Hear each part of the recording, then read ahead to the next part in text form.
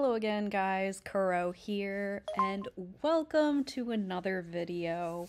If this is the first time you are meeting me, welcome. I am a fursuit maker specializing in Kemono Fursuits. If you are a returning friend, welcome back and thank you so much for watching yet again. But in this week's video, I wanted to do something a little bit more fun and silly, so if you are a fursuit maker, or someone who just wants to know what goes on in the life of fursuit makers or might find this relatable, I wanted to discuss 10 problems that all fursuit makers go through at least once in their careers.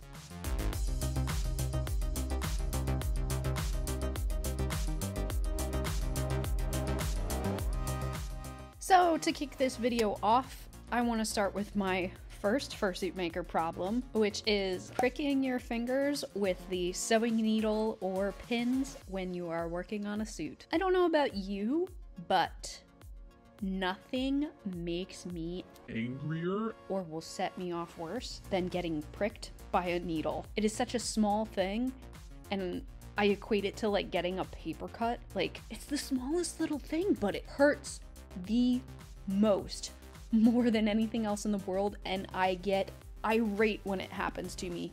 I could be having a great day, and then all of a sudden I accidentally stab my finger when I'm sewing something together, and day is ruined. Completely ruined. I'm done. The second thing that fursuit makers might deal with that is problematic is losing a pin or a sewing needle or something sharp in the carpet.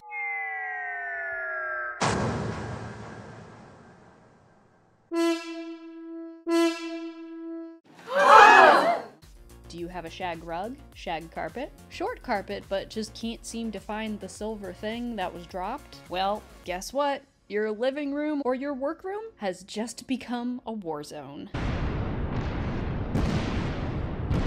Think of it as a minefield at this point, because at some point, your heel is going to find that sharp object and you're gonna get stabbed. The worst feeling in the world, in my opinion, and I apparently have a huge tendency to drop things, which include sharp objects like pins and needles. I have, of course, tried to buy pins and needles that have some little like knob at the end, but still seem to lose them in the carpet. And I have definitely stepped on one or two before, and it wasn't fun nor pleasant. Worse day than getting stabbed with a sewing needle in the finger. The third problem that I want to discuss is the constant running out of glue, or never having enough on hand when you really need it. Like, you're in the middle of a project, or like in the middle of gluing like a piece of the suit, and halfway through you run out of glue. It never seems to fail. I have always run out of glue at the most inconvenient time. Like, there was never a good time that I ran out of glue. Like, it just was my luck. Of course, I have since tried to remedy this problem by buying glue in bulk. And if you do not buy your glue in bulk, I highly recommend you do this. And I do have links in the description of where you can get glue in bulk at a pretty decent price. Much better pricing than just buying the like plastic packs at your local Joann's. Significantly cheaper, and then you run out a hell of a lot less often. So I've kind of almost eliminated that huge inconvenience of running out. And the fourth problem that I want to discuss is fur and foam scraps everywhere. And when I say everywhere, I mean everywhere. In rooms that I have never worked on a fursuit, in my car, in my place of work, where I have my real life job, I have found chunks of fursuit fur. I am not out as a furry at work, but apparently the fur is just gonna out me on its own. I'm going to be forced out of the closet, and no one likes to be forced out of the closet. I would know. I am gay. It seems to get into the weirdest spots, hello butt crack, and no matter how much you vacuum, lint roll, brush, sweep, whatever, it's just permanently affixed to your home now. And there's no escaping it. I don't know, there must be little like creatures that just move the fur around and just put it in the weirdest places, but at least in my house, it is just decoration at this point. And I know other fursuit makers can probably relate to this. The fifth fursuit making problem that I want to bring up is expect to no longer have storage for anything other than fursuit building supplies. Have an empty closet? Pick up fursuit making. That closet will no longer be empty. It will either be chocked full of fur on hangers, foam that you have just hoarded because it has been on sale and you used a coupon and you're like, I definitely will use that at some point, and it has now been 2.5 years and you still have not used it.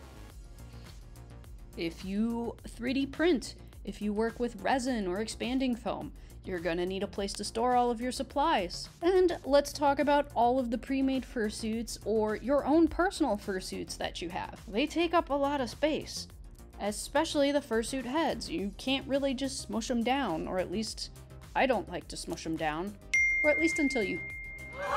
And number 6 on this list of fursuit making problems is when you go out to public places and you think that you're not going to run into anyone and you're still in your work clothes, and despite how much you've lint rolled yourself, there's still fur on you. People mistake you for having a ton of pets. And the fur could be the wackiest color of fur. It could be bright blue or hot pink. And people will still be like, oh, do you have cats? Or, aw, do you have a dog? I see it's all over you. And not only do you feel like you are a hot mess slob as you are walking through the grocery store just trying to find something for dinner, you now have to explain to this random ass person what you do for a living. And it's always an awkward conversation when you are dressed like garbage, not wanting to talk to anyone, and you are hungry as heck and just want to eat. And then you are now outed as a fursuit maker, or as I like to lie and say, I am a mascot maker, costume designer. Usually people shut up after that point. You are now considered the crazy cat lady or the crazy animal person, if you are not a lady or non-binary and all the stuff like that in between. And all in all, it is just an unpleasant experience to interact with someone who now thinks that you are something you are not. Which, PSA here, I don't think cat people are crazy. Literally, I am a cat, so I do love cats, and don't mean that in a derogatory way. Just basing this off of a personal experience I've had, which I can explain later in a different video if you want to hear. And real quick here, guys, before I move on to my next problem, I did want to say that if you guys are enjoying this video, if you can relate to this at all, or you're enjoying getting some insight into the life of a fursuit maker, please hit that like and subscribe button, as it really does help out my channel and gets me out to more people on the platform. Thank you just for even watching this and making it to this part in the video, because your support and your interest in my work really means a lot, and I'm having a ton of fun making these. But anyways, let's get back and move on to our next fursuit making problem. The 7th thing I want to talk about is kind of similar to this previous one, but having to explain to others what you do for a living that might not get it. Let's take the older generation, for example. I very rarely try to ever divulge this because this is not my full-time job.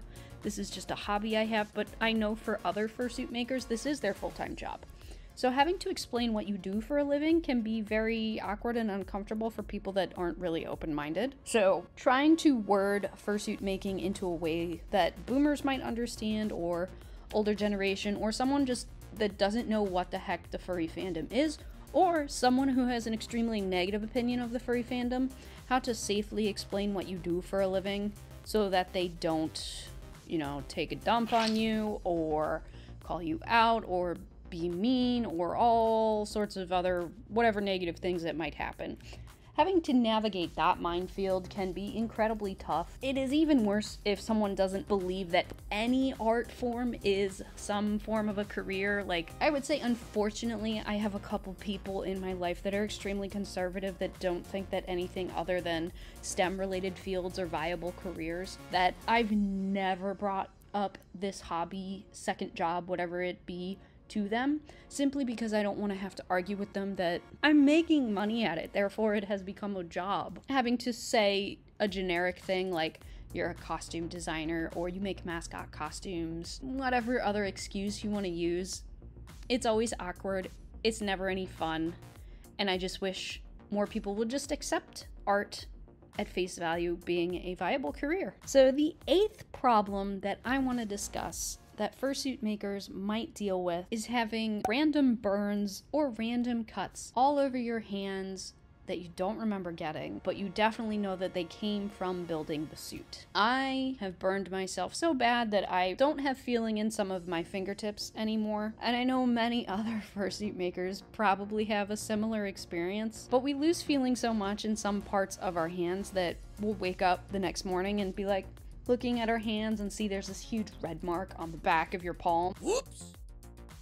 On the back of your hand, and you're like wondering where that burn came from. I feel like if anyone saw my hands, they'd think I was in like a street fight or just like cutting the heck out of my hands or like doing something. And I know I'm not the only person that has probably had this experience. I'm sure plenty of other makers will wake up with random bruises, burns, cuts, nicks, pinpricks, all the pinpricks in their hands, and probably other parts of their body that, you know, they don't remember getting. So definitely never a fun one, especially when it freaks you out because it's like a pretty significant burn or cut too, and you just don't remember it happening at all. Or maybe I'm just losing my mind and having memory problems and need checked out, and maybe I'm dying. I don't know. But the 9th problem that I feel like fursuit makers deal with, at least at one point in their career, is coughing up or ending up eating so much of the fur fibers that it might as well be a meal replacement at this point. It's inevitable. You're working so closely with fur, you're shaving, trimming, it's getting all over your clothes, it's sticking to your hands, it just will stick and cling to your face. If you're trying on the fursuit head, you're working closely with this stuff, it's bound to happen. I know I have gotten stray single hairs all the way up to a full clump in my mouth before, and each time it has been extremely unpleasant. If you know me personally, you know that I have I don't want to call it a phobia, but a deep aversion to hair of any sort in my mouth. Completely ruins food if I find a hair in it. Same thing with fursuit hair getting in my mouth. Completely ruins my day. It's nasty. Can't stand it. Makes me gag.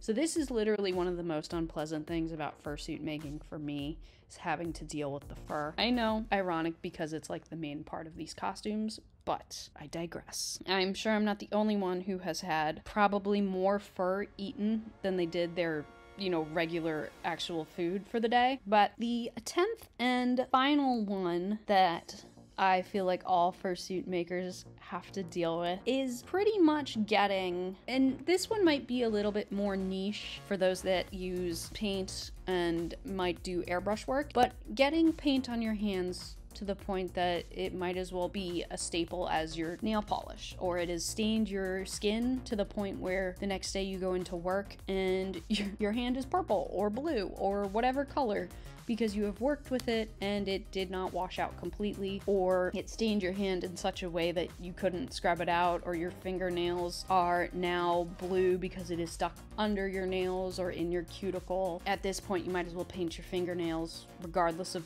what gender you identify as, just to cover it up because your hands are permanently crusty and covered in paint. So what of these fursuit maker problems have you encountered? Or if you are not a fursuit maker, what is the problem that you feel like you would want to encounter the least? Share your thoughts in the comments below. I would love to hear what your problems are, or which problems you feel like would be the worst. Or hey, if you have a really awesome solution to avoid one of these, let me know. Would love to hear some people's experiences and their remedies. If you enjoyed this video, guys, please consider liking and subscribing, as it does really help out my channel. Your support really means the world to me, and it lets me know that the videos that I'm making are worthwhile and holding people's interests. So thank you so much, and hey, if you got to the end of this video, you really are awesome. Thank you so much for your support. And as always, I am Kuro from Kemono Dungeon Fursuits. I'll see you guys in the next video. Bye-bye.